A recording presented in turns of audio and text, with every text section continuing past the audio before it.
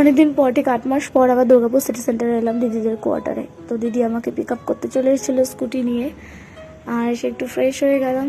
Fresh হয়ে ওদের balcony থেকে যে ভিউটা দেখা যায়, খুব সুন্দর জায়গাটা, সেই ভিউটা একটু নিচ্ছিলাম কিছুক্ষণ। আর এখানে এলে 2-4 দিন থাকবোই, কারণ 4-5 ঘন্টা জার্নি করে সাথে সাথে যাওয়া যায় না বাড়িতে।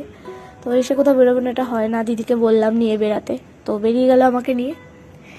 তারপরে এসেই আমরা একটু ঘুরতে যাব, তো গাড়ি নিয়ে তো যেতে পারবো না, কারণ ও ড্রাইভ করতে পারে না, তো গুড্ডুদা নেই, তাই স্কুটি নিয়েই বেরিয়ে পড়লাম।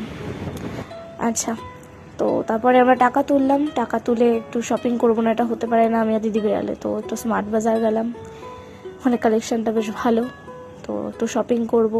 অ্যাকচুয়ালি মার জন্য একটা কুর্তি নেবে বলছিল, তো ওটাই নেওয়া হলো। আমিও একটু উইন্ডো শপিং করে নিলাম, হালকা করে কালেকশনটা দেখলাম। তারপর একটা ধাবায় নামলাম, ধাবায় নেবে দিদি রোল খেলো, আমি একটু চাউমিন খেলাম।